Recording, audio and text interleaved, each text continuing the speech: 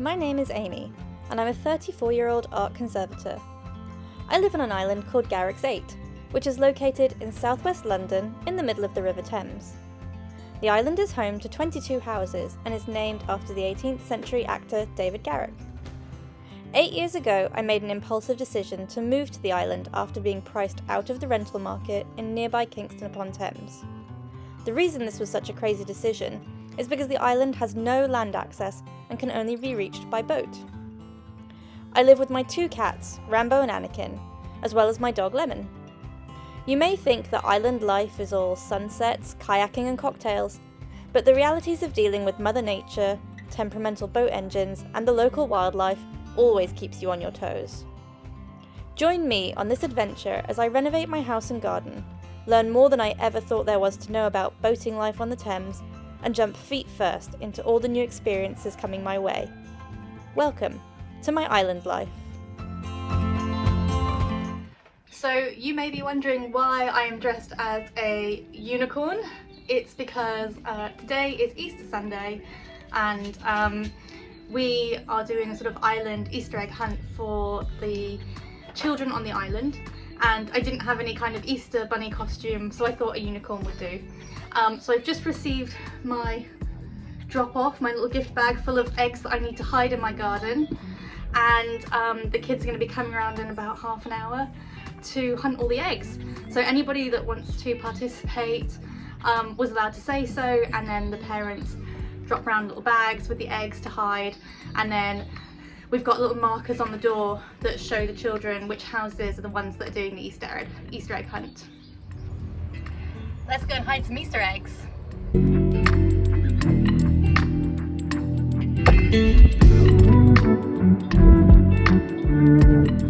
Here is my back door with my marker on it, and I'm happy to say all the eggs were found.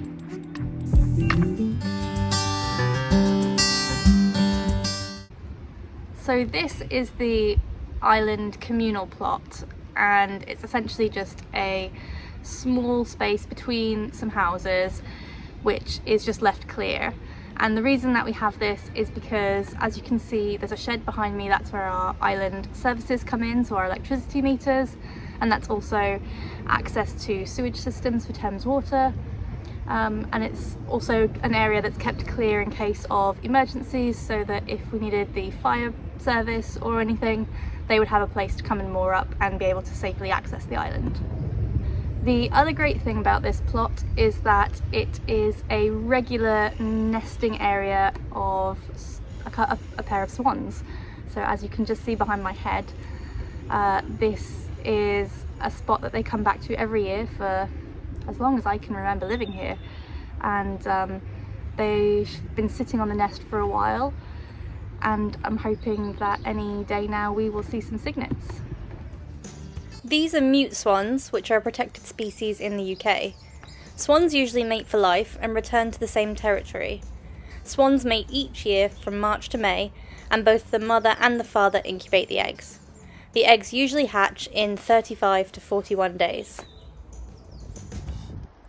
Geese also usually mate for life, but unlike swans, the female builds the nest and incubates the eggs while the male protects the female. The eggs usually hatch in 28 to 30 days. After the goslings hatch, the female protects them and keeps them warm with her wings. Parents take their goslings to the water to feed almost immediately after birth. The days after the goslings hatch, the parents take them to a brooding area where they're raised with other families in a group called a creche. We've had 2 sets of geese lay their eggs on the island this year, 1 set on each side of the island. This footage was taken less than 24 hours after the goslings hatched.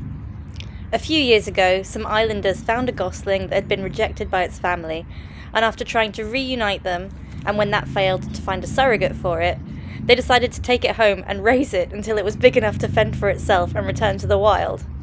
He was affectionately known as Ryan Gosling and lived in their bathtub. Once he was old enough, they introduced him to a pack of geese who seemed to accept him into their gaggle, and we like to believe that he is living his best goosey life. Long live Ryan Gosling! I definitely miss the video updates they used to send round of his growth progress and the hilarious chaos he created. My favourite video was of him attempting to use the cat flap. These goslings hatched just a couple of days after the ones you just saw, and this morning I found them out for a family swim.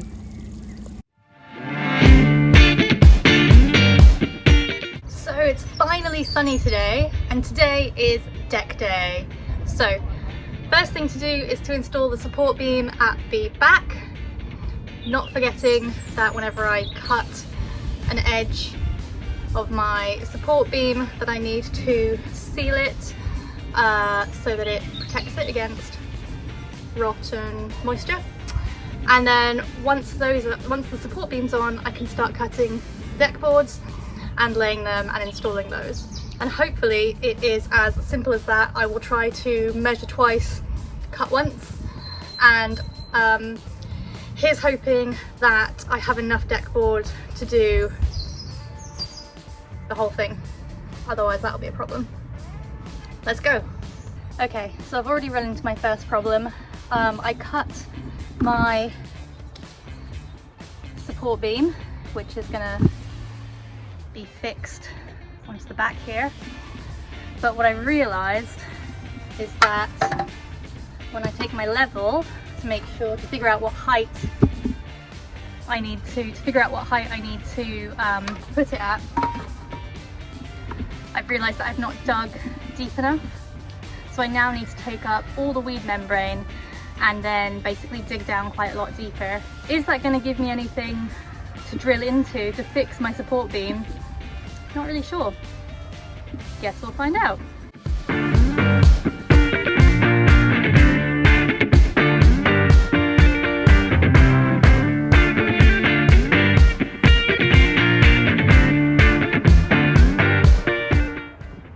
Okay, so in theory, this is what it's gonna look like all the way along. This isn't screwed down yet. I'm trying to figure out how to make sure that it's sort of straight.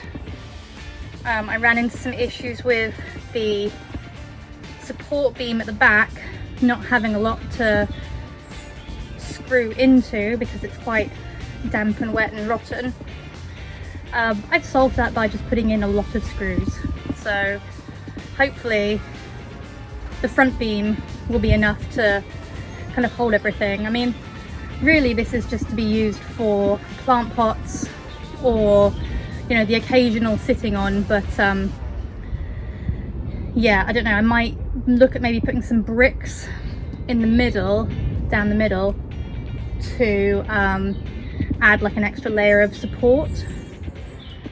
We'll see. Lots of figuring out to be done. Okay, so the first plank is on and secured. Managed to use a few screws to get the support beam in. As you can see, I've added a brick underneath, just gives a little bit of extra support, and then these ends screwed in pretty easily. So hopefully it's sort of straight, and now we need to go for the next support beam and obviously the next section of boards.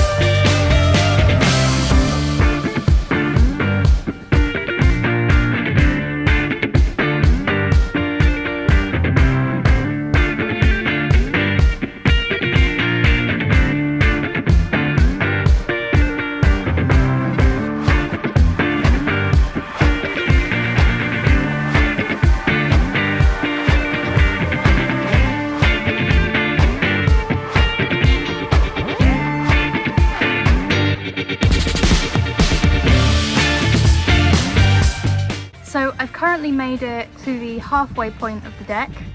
I'm really happy with how it's gone. It was slow to start, but really has come through, and it just looks so good. I'm really happy with it. I was a bit distraught because I ran out of the support beam material about halfway through the deck, and I thought I was just going to have to stop for the day, and it's supposed to rain for the next couple of days, so I didn't know when I was going to get back to it. But again, Island community has come through. My neighbours came around to have a look to see how it was going, and when I said, oh, I'm going to have to stop, they said, oh no, I think I've got some at home. So they've just brought round some more support beams. So I've installed some. I've just got to install the last piece and then just put the rest of the deck boards down, pray that I have enough deck boards up there to finish what I need to do. And yeah, I'm super happy. It's really hard work, but really rewarding, and I'm really excited about how it looks, and it was definitely the right decision. Here it is, it's all finished. It took me something like 7 hours, but it's really good. I'm so happy. I have to say, I'm really pleased with it. This is something that's been on my mind for about 3 years, so to have finally completed it is just really good. I feel really proud of myself. I thought I would share a quick cost breakdown for this project. As you can see, the materials total came to about £83, with a lot of the materials being second-hand or used.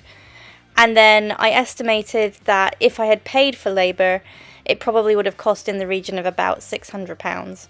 So to have this entire project done for £83 because I did all the labour myself is also hugely satisfying. I hope you guys are enjoying watching these episodes as much as I'm enjoying making them. If you are enjoying them, please hit the like button, subscribe to the channel, share it, tell your friends. It would be great to have it go further. And I also love to hear comments and hear your opinions, so please use the comments box in YouTube under the video and let me know how I'm doing. What do you want to see? What do you enjoy? See you next week.